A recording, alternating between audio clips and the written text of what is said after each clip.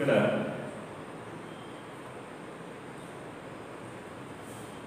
ఇక్కడికి వస్తే మన వారు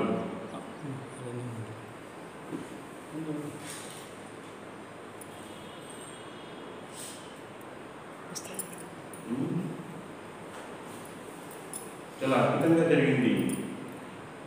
బత్తలపల్లిలో అంతా విలేజ్ వాళ్ళే వండి పెట్టారు.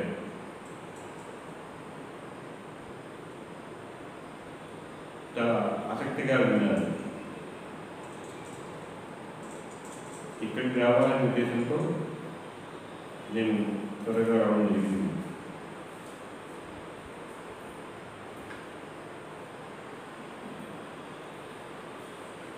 ఈరోజు ఒక కొత్త కాన్సెప్ట్ తెలుసుకుందాం. ఎప్పుడో మన పాత ధ్యాన కేంద్రంలో ఒకసారి చెప్పినట్టు గుర్తుంది నాకు. మరొకసారి తెలుసుకుందాం.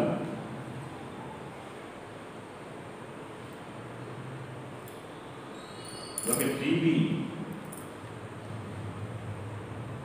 నిర్మాణంలో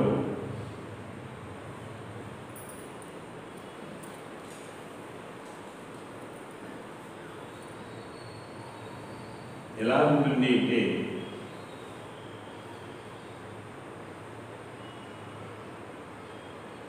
ప్రతి జీవి యొక్క దేహము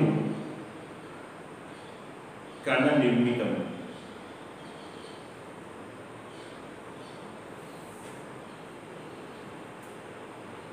ప్రతి జీవి కూడా అలాగే మానవ దేహంలో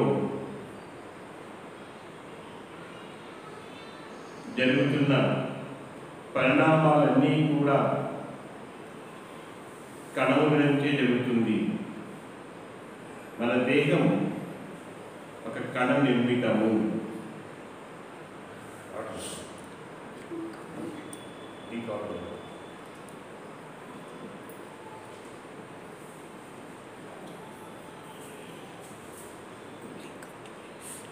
ఇది రీడింగ్ ఏమో అవుతుంది సార్. ఓకే,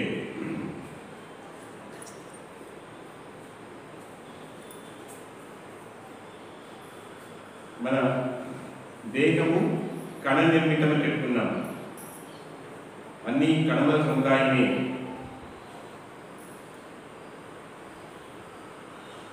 ఈ కణముల గురించి ఈరోజు తెలుసుకుందాం.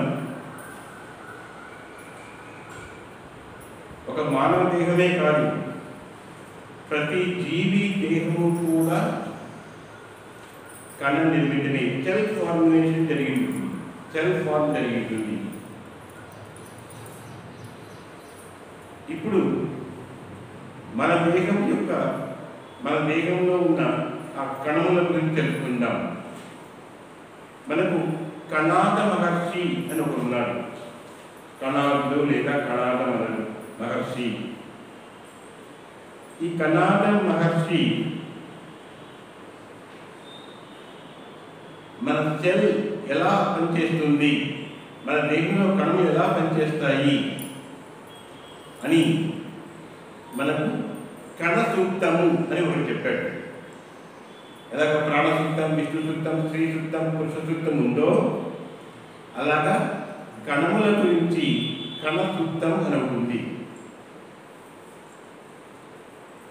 చాలా మందికి ఆ విషయం తెలియదు.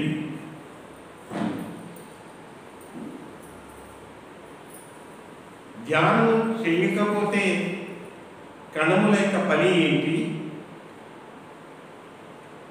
చేస్తే ఆ కణముల పని ఏంటి అనేది మనం తెలుసుకుందాం.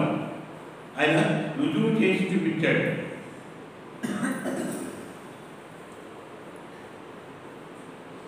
మన దేహంలోని కణముల యొక్క ఆయుర్దాయం 3 నిమిషముల నుండి 21 నిమిషం వరకు ఉంటుంది. ప్రతి భాగంలోనూ, మన దేహంలోని ప్రతి భాగంలోనూ ఉన్న కణములకు, అన్ని కణములకు ఒకే ఆయుర్దాయం ఉండదు. కొన్ని జన్మించిన 3 నిమిషములకే మరణిస్తాయి, మరికొన్ని 6, 7 నిమిషాలకు 10 నిమిషాలకు. ఎక్కువ కాలం బతికిన కణం ఏదైనా ఉంది అంటే అది 21 నిమిషం మాత్రమే. ప్రతి 3 నిమిషాలకు 6 నిమిషాలకు వాటి ఆయా స్థానాల కణముల యొక్క ఆయుధాన్ని బట్టి అవి చచ్చిపోతూ ఉంటాయి. వాటి స్థానంలో మరి కొత్త కణములు పుడుతూ ఉంటాయి. ప్రతి కణము కూడా ప్రాణ నిర్మితము. ప్రతి కణము ప్రాణ నిర్మితము. ఈ కణములు సరిగా వాటి ధర్మాన్ని అవి పాటిస్తూ ఉంటే మనము ఎటువంటి అనారోగ్యము లేకుండా సంపూర్ణ ఆరోగ్యంతో ఉంటాము. సహజంగా ప్రతి కణము కూడా తన యొక్క ధర్మమును అవి పాటిస్తూ ఉన్నాయి. అంటే కంటి దగ్గర ఉన్న కణముల యొక్క పని వేరే, చెవుల దగ్గర ఉన్న కణముల యొక్క పని వేరే, బ్రెయిన్లో ఉన్న కణముల యొక్క పని వేరే. అలాగే మన దేహంలోని ప్రతి భాగము, ప్రతి అంగము దగ్గర ఉన్న కణముల యొక్క పని వేరుగా ఉంటుంది. దాని డ్యూటీ వేరుగా ఉంటుంది. అవి తమ కేటాయించబడిన డ్యూటీని అవి కరెక్ట్గా పనిచేస్తూ ఉంటే మనకు ఆయా అంగాలన్నీ బాగా పనిచేస్తూ ఉంటాయి. కంటి దగ్గర ఉన్న కణములు దృష్టిని ప్రసాదిస్తాయి. చెవి దగ్గర ఉన్న కణములు శ్రవణముకు ఉపయోగపడతాయి. నాలుకపై నుండి రుచిని చూపిస్తుంది. అలాగే కంటి దగ్గర మాట రావడానికి, ఇలాగా ప్రతి దేహంలోని ప్రతి భాగంలో ఉన్న కణములన్నీ కూడా అవి ఆయా వేరు పనులు చేస్తూ ఉంటాయి. అయితే ప్రతి భాగములకు మరొక భాగములకు కోఆర్డినేషన్, సమన్వయం ఉంటుంది. కోఆర్డినేషన్, సమన్వయం ఉంటుంది.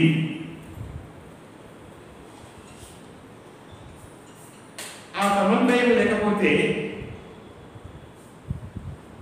ఎవరికి వాళ్ళు ఏ భాగం ఆ భాగం గొప్ప అని అది పోటాడుకుంటే మనం అది ఏమవుతుంది, మనం మూలను పడిపోతాం. ఎలాగా మనిషి మనసు నేనే గొప్ప, నాకు ఇంత అధికారం ఉంది, నాకు డబ్బు ఉంది, నాకు ఇన్ని తేడాలన్నీ మనం చూపిస్తున్నాం మనసు ద్వారా. ఇదే పని మన దేహంలో ఉన్న కణములు పనిచేస్తే, అదే విధంగా పనిచేస్తే ఏమవుతుంది, మనిషి సిద్ధమైపోతాడు.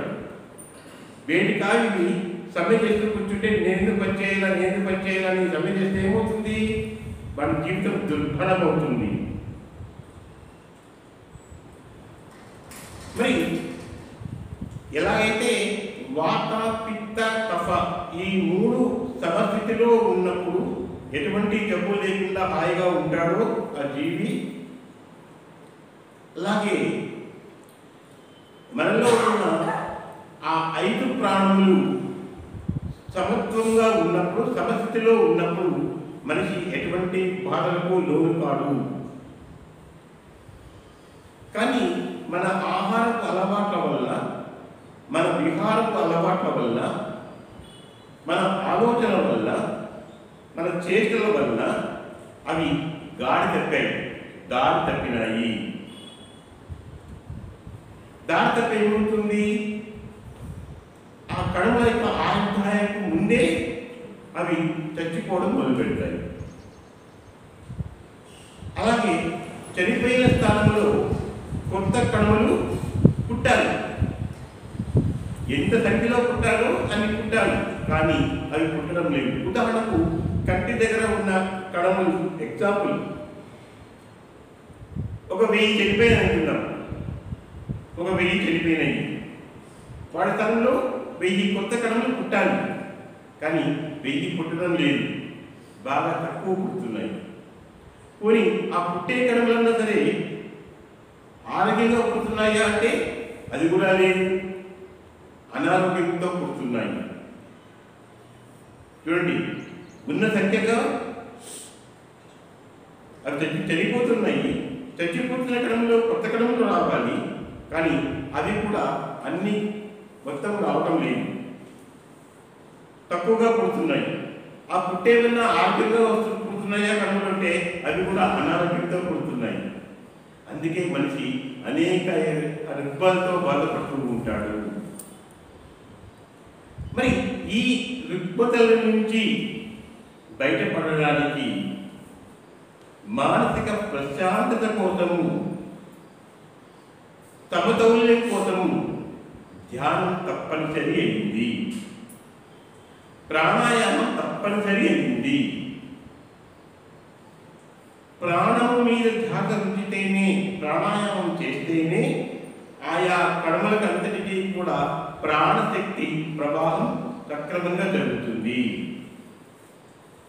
ఆ ప్రాణశక్తి ప్రవాహం జరగాలి అంటే మనసుని ఖచ్చితంగా నిశ్చలం చేసుకుని తీరాల్సిందే.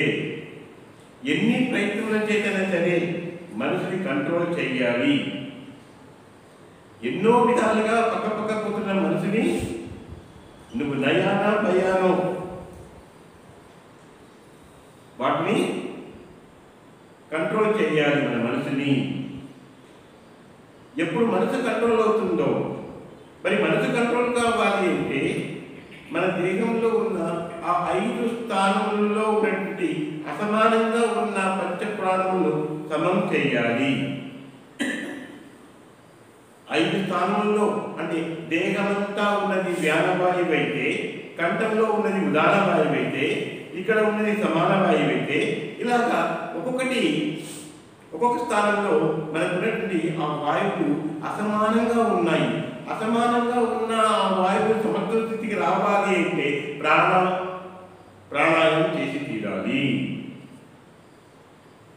ప్రాణాయామం చేసినప్పుడు ఏమంటే సరైన ప్రాణాయామ సాధన చేస్తూ ఉన్నప్పుడు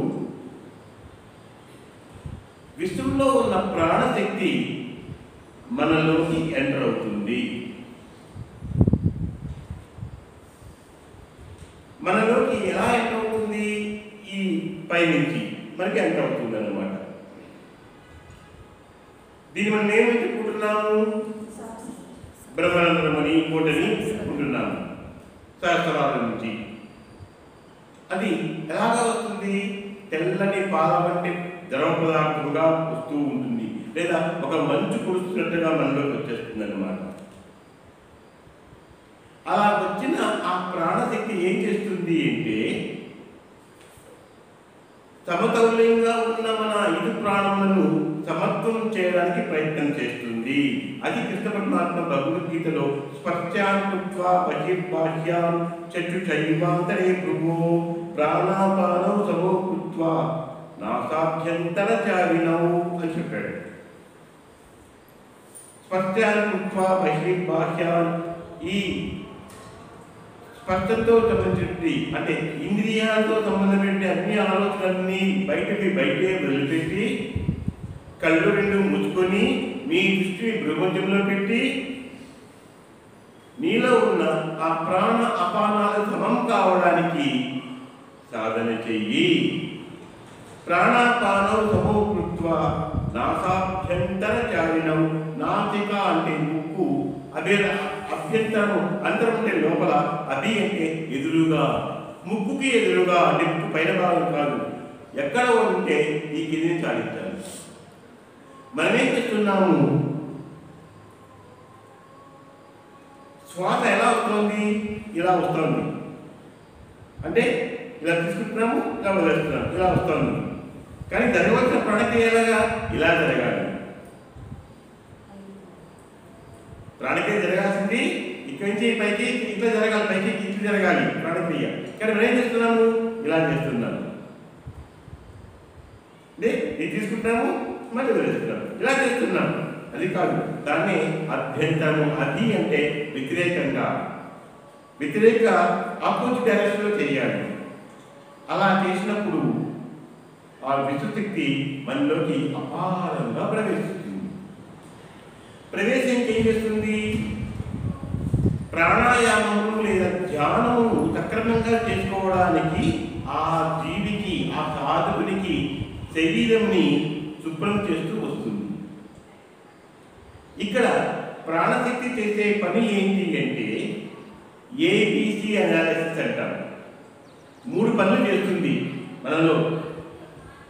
నేరుగా అది మనలో ఉన్న సెల్స్ పైన పనిచేస్తుంది, అంటే కణముల మీద పనిచేస్తుంది. ముందుగా చేసే పని ఏంటి? మన దేహంలోని వివిధ భాగంలో ఉన్న కణాలు కొన్ని సోమరిపోతుగా నిద్రపోతూ ఉంటాయి, కొన్ని నిద్రపోతూ ఉంటాయి. యాక్టివేషన్ చేస్తుంది. ఏ అంటే యాక్టివేషన్, బి అంటే బ్యాలెన్సింగ్, సి అంటే క్లెన్సింగ్. ఏం చేస్తుంది? ఏ యాక్టివేట్ చేస్తుంది. నిద్రపోతున్న వాటిని పడుకున్నటువంటి ఆ సెల్స్ ఏం చేస్తుంది? గలేజ్ కుంభకర్ణ మరి ఎంతే నిద్రపోతావు, ఎంతకాలం నిద్రపోతావు, నీ పని నువ్వు మర్చిపోయినావు, నీ డ్యూటీ నువ్వు మర్చిపోయినావు, పైకి లై అని కట్టలేస్తుంది అన్నమాట. మత్తు వదలరా నిద్ర మత్తులు వదలరా అని పాట ఉండే ఆ విధంగా అదే యాక్టివేట్ చేస్తుంది. చెల్లేమో ఉంటుంది, బాగానే ఉంటుంది, ఆరోగ్యంగా ఉంటుంది. కానీ మన తినే అలవాట్ల వల్ల, మన ఆలోచన వల్ల, మన మాటల వల్ల, మన చేతల వల్ల అదేంటి పనిని మానేస్తుంది, స్తబ్దుగా ఉంటుంది, సుషుప్తావస్థలో ఉండిపోతుంది. చెల్లేమవుతుంది? సుషుప్తావస్థలో ఉంటుంది. అప్పుడు ఎప్పుడైతే నువ్వు సాధన కరెక్ట్గా చేస్తుంటావో, సరైన సాధన చేస్తుంటావో, సరైన ప్రాణాయామం చేస్తుంటావో, ఆ విశ్వంలో ప్రాణశక్తి నేరుగా నీ దేహంలోకి వచ్చి నిద్రపోతున్న నీ కణాలను తట్టి లేపుతుంది. అది మొదటి పని. అదేమంటాం? యాక్టివేషన్. రెండవ పని ఏంటి? బ్యాలెన్స్ చేస్తుంది. అంటే మన ఈ దేహంలో ఏ భాగంలో ఎన్ని కణాలు ఉండాలో అన్నీ ఉండాలి. ఒక చోట ఎక్కువ, ఒక చోట తక్కువ ఉంటున్నాయి. మనం ఆహారం ద్వారా తిన్న శక్తి అంతా కూడా ఒక పక్కే పోతూ ఉంటుంది. మొత్తం శరీరం అంతా కూడా సమస్థాయిలో అది విభజన జరగట్లేదు. ఎనర్జీ అన్నది, మనం ఆహారం ద్వారా తీసుకున్న ఎనర్జీ, శక్తి అన్నది సమస్థాయిలో దేహంకంతా కూడా అది పంపిణీ జరగడం లేదు, డిస్ట్రిబ్యూట్ కావడం లేదు. ఏమవుతుంది? ఒక పక్కే ఉండిపోతుంది, లేదా ఒక పక్క ఎక్కువ కణాలు పెరిగిపోతాయి. ఉండవలసిన స్థానం, ఉండవలసిన శక్తి కన్నా ఎక్కువ ఉంటాయి, లేదా తక్కువన్నా ఉంటాయి. ఈ ప్రాణశక్తి ఏం చేస్తుంది? అలాగా ఉన్న ఆ కణములని బ్యాలెన్స్ చేస్తుంది. ఎక్కడ తక్కువ ఉందో అక్కడ కొత్తవి పుట్టిస్తుంది. ఆ పుట్టినవి ఆరోగ్యకరంగా పుట్టిస్తుంది, ఆరోగ్యకరంగా ఉంటాయి. అలాగే ఎక్కువ చోట తక్కువ చేస్తుంది, తక్కువ చోట బ్యాలెన్స్ చేస్తుంది అన్నమాట. ఇది మనకు తెలియదు, అంతర్గతంగా జరిగే ప్రక్రియ. చాలామంది ధ్యానం చేస్తే ఏమొస్తుంది అంటే మనకు బయటికి కట్టకపోవచ్చు, కానీ లోపల అంతర్గతంగా మనకు జరుగుతున్న ప్రక్రియ ఆ బ్యాలెన్స్ చేసేస్తుంది. అలా బ్యాలెన్స్ చేయకపోతే ఏమవుతుంది? మనం తినే ఆహార పదార్థంలోని ఎనర్జీ అంతా ఒక పక్కే రొటేట్ అయ్యి ఏమవుతుంది? అక్కడ ఒక గడ్డ ఫామ్ అవుతుంది, ఒక గడ్డ మాదిరిగా అయిపోతుంది. ఆ గడ్డను ఏమంటారు? డాక్టర్స్ పోతే, వైద్యులు లేకపోతే ఆ మొదటి దశను ఏమంటారంటే దాన్ని లైపోమా అంటారు. దాన్ని ఏమంటారు? లైపోమా. అది లైపోమా గడ్డ. దాన్ని పట్టించుకోకపోతే ఏమవుతుంది? మరి కొంతకాలానికి అది ఫైబ్రోమా అవుతుంది. ఫైబ్రాయిడ్ ట్యూమర్స్ ఉంటారు కదా, కొవ్వు గడ్డలని ఫైబ్రోమాగా దాటిస్తుంది. ఇంకా పెరుగుతుంటుంది. ఇంకా పట్టించుకోకపోతే థర్డ్ స్టేజ్ ఏంటి అంటే కార్సినోమా. కార్సినోమా అంటే క్యాన్సర్, ఇంకేమీ కాదు. మనం తినే ఆహారము శరీరం అంతా సమస్థాయిలో పంపిణీ జరగకపోతే అదంతా ఒక పక్కే లొకేట్ అవుతుండడం వల్ల, ఒక పక్కే కూడుకొని ఉండడం వల్ల అదేమవుతుంది? అక్కడే పెరిగి మొదటి దశ లైపోమా, రెండవ దశ ఫైబ్రోమా, మూడవ దశ కార్సినోమా, క్యాన్సర్ వచ్చేసింది. ఒక దేహంలో క్యాన్సర్ వచ్చిన చేస్తుంది అంటే అది కణములకే వచ్చేది, దేనికి రాదు. క్యాన్సరు కణములకే, కణముల ద్వారానే అది తన కణాలని పెంచుకుంటూ పోతుంది, మల్టిపుల్ చేసుకుంటూ పోతుంది. 2, 4, 6, 10 అట్లా పెరుగుతూ పోతుంది అన్నమాట, విజృంభిస్తుంది. మరి ఈ ధ్యానం చేసినప్పుడు ఆ ప్రాణశక్తి ఏం చేస్తుంది, మన దేహంలో ఒక పక్కే కేంద్రీకృతమైనటువంటి ఆ శక్తిని, ఆ ఎనర్జీని అన్నిటికీ ఈక్వల్ చేసేస్తుంది. అలాగే ఎక్కడ ఎన్ని కణములు పుట్టాలో అంత ఉంచుతుంది, ఎక్కువ చోట తీసేస్తుంది, తక్కువ చోట కొత్త తీసుకొస్తుంది. అది బ్యాలెన్సింగ్. మూడవది ఏమి అంటే క్లెన్సింగ్, అంటే శుభ్రం చేయడం. క్లెన్సింగ్ అంటే ఏమి? శుభ్రం చేయడం. మన దేహంలో కణాలు చెప్పాను కదా, 3 నిమిషాల నుండి 21 నిమిషముల లోపల అవి చనిపోతూ ఉంటాయి. చనిపోతున్న ఆ కణములు ఎప్పటికప్పుడు విసర్జన ద్వారా వెళ్ళిపోతుండాల, మలమూత్రం ద్వారా వెళ్ళిపోతుండాలి.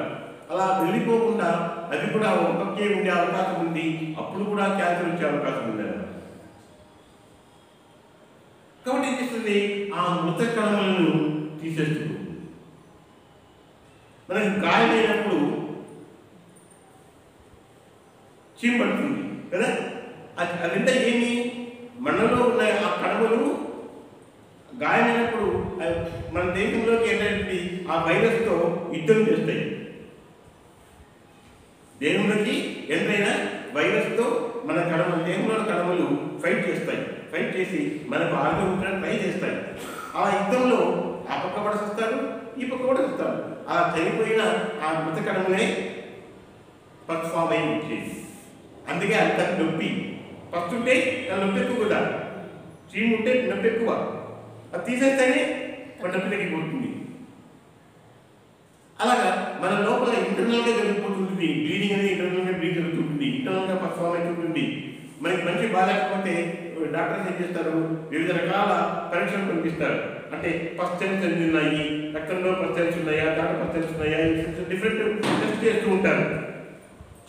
ఈ డిఫరెంట్ టెస్టుల వల్ల వాళ్ళు చికిత్స అందించడానికి. కానీ ధ్యానం అనేది ఏమవుతుందంటే చేస్తున్నప్పుడు ఆ ప్రాణశక్తి మన దేహంలోకి ఎంటర్ అయ్యి క్లెన్సింగ్ చేస్తుంది, అంటే మృత కణములను తీసివేస్తుంది.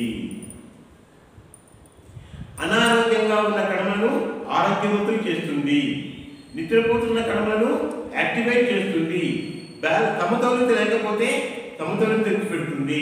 అంటే మొదటిది ఏమి అంటే కణ పునరుజ్జీవం, కణ ఉత్తేజితం, దాన్ని యాక్టివేషన్ ఆఫ్ సెల్స్ అంటాం. రెండవది బ్యాలెన్స్ ఆఫ్ సెల్స్, అంటే కణ సమతుల్యత, కణముల యొక్క సమతుల్యత. మూడవది క్లెన్సింగ్, అంటే కణ నిర్మాల్యం. ఇంట్లో ఇలా పూజలో నిలబెట్టిన పూలు అవి తీసేసి పట్టుబడేస్తామో అలాగే కడతామా, దుర్గం వస్తుంది కదా, అలాగా ఆ క్లెన్సింగ్ చేస్తుంది. ఎప్పుడైతే ఈ 3 పనులు ఆ ప్రాణశక్తి విశ్వశక్తి మనకు ఎంటర్ అయ్యి ఈ పనులు చేస్తూ ఉంటుందో ఆ సాధకుడికి ఏ జబ్బు లేకుండా హాయిగా ఉంటాడు, ఎటువంటి సమస్య లేకుండా అతను సాధన బాగా చేసుకోగలుగుతాడు. ఎప్పుడైతే ఈ దేహం అనుకూలంగా ఉంటుందో సాధన చేసుకోవడానికి, అప్పుడు ప్రాణాయామం మరింత ఉచిత స్థితిలోకి వెళ్ళినప్పుడు మనకు ఎవ్వరికీ దొరకనిది, ప్రపంచమంతా ఒక దానికోసం వెళ్తుంది.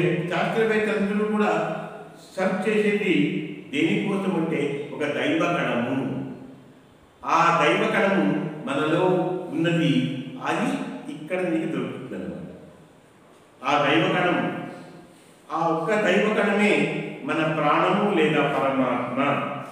ఆ దైవ కణమే ప్రాణం లేదా పరమాత్మ. ఆ పరమాత్మ ఈ జీవంలోనే ఉన్నాడు, జీవుల్లోనే ఉన్నాడు. రెండు వేరువేరుగా, అంటే జీవుల్లో చూసుకుంటే జీవుని చూసుకుంటే జీవాత్మ ఇక్కడే మరింత సాధన చేస్తే నీకు పరమాత్మ ఇక్కడే ఉంటాడు, మరెక్కడా ఉంటాడు. దాన్ని ఆ దైవ కణంని పరిశోధించి దాన్ని కలవడానికి ఎంతో ప్రయత్నం చేస్తున్నారు. మనిషిని ఆడిస్తున్నది ఏంటి? ఏదో ఒక శక్తి ఉంది. మనందరూ ఏమనుకుంటాము? ఏదో ఒక శక్తి ఉంది. ఆ శక్తి ఏంటి? ఎక్కడి నుంచి వస్తుంది? మనము కృత్రిమంగా రక్తం తయారు చేస్తున్నారు, కృత్రిమంగా అన్ని తయారు చేస్తున్నారు. మరి కృత్రిమ ప్రాణం చేయలేకపోతున్నారే. కృత్రిమ రక్తం చేశారు, కృత్రిమ కాలు, కృత్రిమ చెయ్యి, కృత్రిమ కన్ను, లాస్ట్ కృత్రిమ గుండె కూడా చేశారు. కానీ ఎన్ని చేసి ఎన్ని అమర్చి పెట్టినా అణువంత ప్రాణం లేకపోతే వృధా.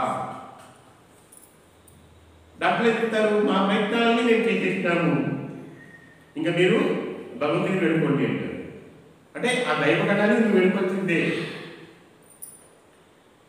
కనుక ఆ దైవ కణము నీకు అందుబాటులోకి వచ్చేస్తుంది. నిరంతర ప్రాణాయామం వల్ల ఆ దైవ కణము నీకు దర్శనం ఇస్తుంది. దీదీప్మానంగా వెళ్ళిపోతుంటుంది. ఎంత ఉంటుంది? ఒక అణువంత ఉంటుంది. అణువంతా ఉండి దాని చుట్టూ కాంతి ఒక బొట్టం వేలంతా ఉంటుంది. ఉండేది అణువంత, చుట్టూ ఒక జ్యోతిమారి వెళ్తూ ఉంటుంది. ఎంత? ఒక బొట్టన వేలంత. దాని కాంతి ఎంతటిది అంటే అది మన దేహాల్లో ఉంది కాబట్టి మనకు తెలియదు. దేహం బయట ఉంటే ఇలాంటి సూర్యుడు, కోట్ల సూర్యుడు యొక్క వెలుగు కూడా దాని ముందు తక్కువే.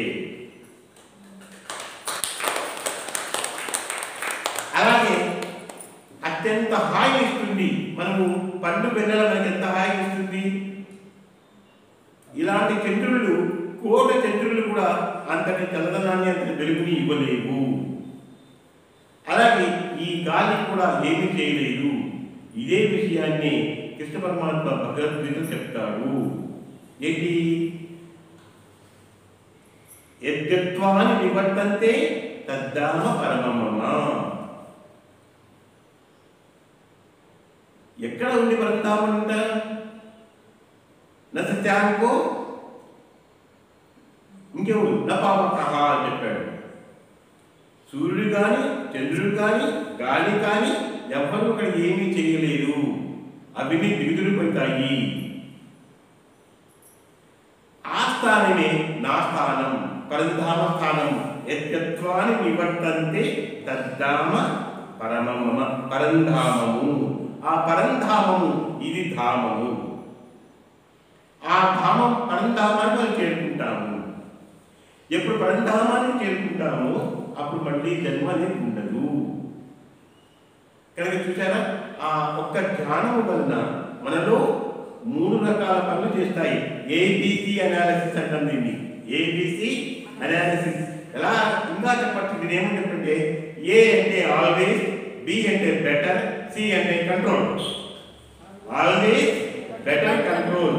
ఎప్పుడూ కూడా సరి అయిన నియంత్రణలోనే ఉంచుతుంది.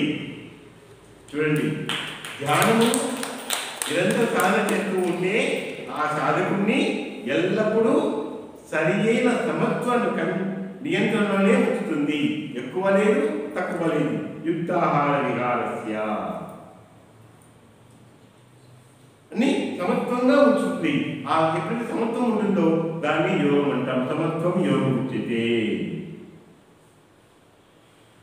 కాకపోతే ఆ ప్రాణశక్తి మనలోకి నిరంతర ప్రవాహం జరగాలి అంటే తప్పనిసరిగా ప్రాణాయామమే చెయ్యాలి. ప్రాణాయామం ఒకే విధంగా ఉంది, పలు విధములుగా లేదు. గుర్తుపెట్టుకోండి. మనకి ఎంతో మంది ఎన్నో రకాలుగా చెప్తూ ఉంటారు.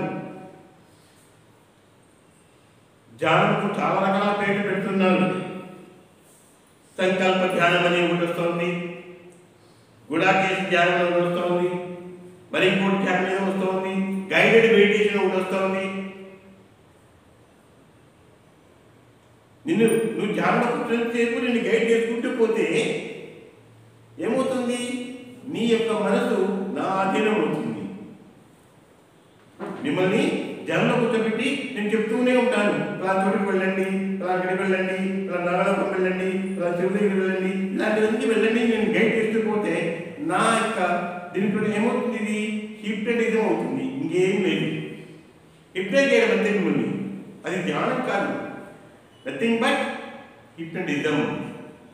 దాన్ని మనం గైడెడ్ మెడిటేషన్ అది సహాయం చాలా బాగుంటుంది, మనం మొదలుపెడితే బాగుంటుంది. నేను అట్లాంటివన్నీ చెయ్యను. కృష్ణ పరమాత్మ అర్జునికి ఒక్కసారి గైడ్ చేశాడు, ఈ యోగం చెప్పాడు, నువ్వు సాధన చెయ్యి, అంతేగాని కూర్చోబెట్టి నువ్వు అది తలుచుకో ఇది తలుచుకో అని చెప్పాడా?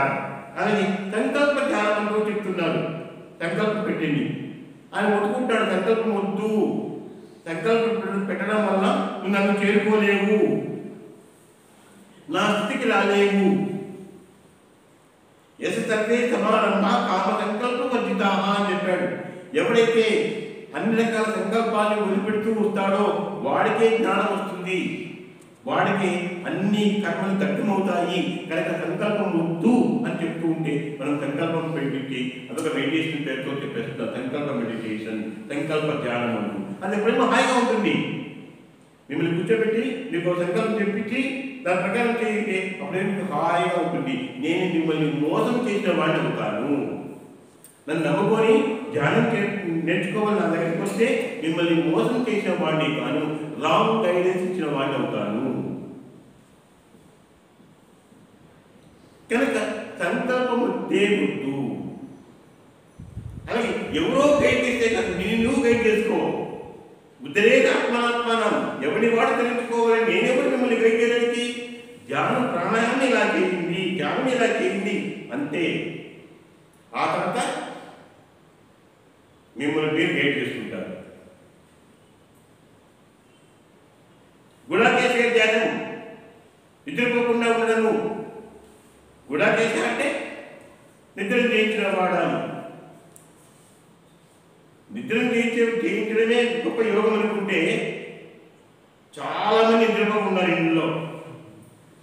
ఏమి ఒక వయసు వచ్చిన తర్వాత నిద్ర పడుకోకుండా పరుపు మీద పొలాడే వాళ్ళు ఉన్నారు. మరి అంత మాత్రం వాళ్ళు యోగులైనా? మేలుకున్నంత మాత్రాన అది యోగమే అనుకుంటే అది సాధనతో అందరికీ వస్తుంది, అది పెద్ద సమస్య ఏం కాదు. దానివల్ల అనుమంత జ్ఞానం రాదు. ఎందుకు అర్జునుని గుడాకేశ అని సంబోధించినాడు కృష్ణుడు భగవద్గీతలో? అంటే నిద్రను జయించిన వాడా అంటే అజ్ఞానాన్ని జయించిన వాడా అంటాం.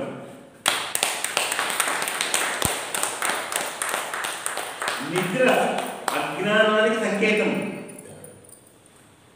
ఇది మనం ఇది అర్థం చేసుకోవాలి. కాకుండా ట్రూ ట్రాన్స్లేషన్ గుడాకేశ నిద్ర జయించిన వాడతో అర్జునుడు నిద్ర జయించినాడు అని చెప్పేసి నువ్వు కూడా నిద్రపోకుండా ఉండాలి అని అలా చేసుకుంటే అదొక కొత్త మెడిటేషన్ పద్ధతి వచ్చేసింది అనమాట. దానికి ఫాలో అయ్యే వాళ్ళు ఉన్నారు. అది మిమ్మల్ని మీరు మోసం చేసుకోవడమే. దానివల్ల అనువంత జ్ఞానంగా రాదు. సాధన చేత నిద్రపోకుండా సంవత్సరం నుంచి 2 సంవత్సరాల నుంచి 7 సంవత్సరాలు ఉండవచ్చు. సాధన చేత ఏం ఆహారంగా లేదా ఉన్నారు కదా. ప్రతిదీ సాధనలో జరుగుతుంది. కానీ జ్ఞానం అనేది అసలైన ప్రాణాయామం వల్ల మాత్రమే వస్తుంది. ఆ ప్రాణాయామము ఎలాగా అంతర్ముఖంగా జరిగే ప్రాణాయామం, ఇది ఒక గురువు ద్వారానే తెలుసుకోవాలి, ఒక మార్గదర్శి ద్వారా మాత్రమే తెలుసుకోవాలి. గురువాక్య శిష్యునాయా విపరీతో చెప్పేది భవేత్ అన్నారు. ఇది ఒక అనుభవం ఉన్న వ్యక్తి ద్వారా మాత్రమే తెలుసుకొని దాన్ని సాధన చెయ్యాలి. అలా సాధన చేసినప్పుడు మాత్రమే ఈ ఏబిసి అన్నది మనకు పర్ఫెక్ట్గా పనిచేస్తుంది. ఆల్వేస్ బెటర్ కంట్రోల్లో ఉంటాం. ఆల్వేస్ బెటర్ కంట్రోల్ ఉంటేనే యుక్తంగా ఉంటాం. ఆ యుక్తమే యోగం అంటే. ఈ యుక్తమనే పరుడిని భగవద్గీతలో కృష్ణ పరమాత్మ చాలా సందర్భంలో వాడాడు. యుక్తమచీతం అర్జున అని చెప్పాడు. యోగయుక్తో భవార్జున అన్నాడు. ఇలా ఎన్నో తస్మా సర్వేషు కాలేషు యోగయుక్తో భవార్జున, సర్వకాల సర్వావసరం యోగయుక్తంలోనే ఉండు.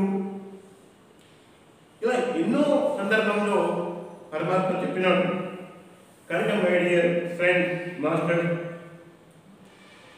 అండ్ గాడ్స్, ఎన్నో వస్తుంటాయి యూట్యూబుల్లో, ప్రతి దాన్ని పట్టుకొని దాని వెంట వెళ్ళకండి. కుక్కతో పట్టుకొని గోదావరిగా ఉంటుంది. వాళ్ళు అలా చెప్పారు కదా, వీళ్ళు ఇలా చెప్పినారు, వాళ్ళ ఎవరికి ఏమి ఇష్టమైతే చేసుకుంటారు. సరైనది ఏది చెప్పడం నా ధర్మం, సరి కానిది ఏది చెప్పడం కూడా నా ధర్మమే. దానివల్ల ఏమవుతుంది, ఏమీ సాధించలేదు. మీరు ఒక సంకల్పం పెట్టుకొని ధ్యానం చేస్తే ఖచ్చితంగా మీ సంకల్పం నెరవేరుతుంది. ఒక అనారోగ్యం ఉంది, ఆ అనారోగ్యం బాగా కావాలి అని సంకల్పం పెట్టుకోండి. మీకు ధ్యానం ద్వారా వచ్చే శక్తి అంతా కూడా మీ సంకల్పం యొక్క ఆ కారణం చేత అది ఖర్చు అయిపోతూ వస్తుంది. మీకు జబ్బు నయమైపోతుంది. కానీ గొప్పగా చెప్పేసుకుంటున్నారు, నాకు ఆ పలానా జబ్బు నయమైంది, పలానా జబ్బు నయమైంది. ధ్యానము, యోగం అన్నది మన శారీరక జబ్బులు నయం చేసుకునేది కాదు. ఇది గుర్తుపెట్టుకోండి. యోగము లేదా ధ్యానము లేదా ఆత్మక్రియ లేదా ఆత్మయోగము ఇది అన్నది మన శారీరక జబ్బులను నయం చేసుకునేది కాదు. ఒకవేళ నయం చేసుకోవాలి అని సంకల్పం పెడితే నయం అయిపోతుంది, ఖచ్చితంగా నయం అయిపోతుంది. కానీ అప్పటికి ఆ జబ్బు నయమవుతుంది, మళ్ళీ రాకుండా ఉంటుందా? ఇలా ఏదో సమస్య వస్తూ ఉంటుంది, ఆ సమస్య సాల్వ్ అయిపోతే మీరు సంకల్పం పెట్టారనుకోండి, ఆ సమస్య సాల్వ్ అయిపోతుంది. ఇలా ధ్యాన సాధన ద్వారా మీరు పొందిన ఆ శక్తినంతా కూడా సంకల్పం చేత మీరు ఖర్చు పెడుతూ పోతే మీకు బ్యాలెన్స్ అనేది ఎక్కడుంటుంది, నిల్వ ఎక్కడుంది? నిల్వ లేనప్పుడు ఏమవుతుంది అంటే తిరిగి మళ్ళీ జన్మ తీసుకోవచ్చు.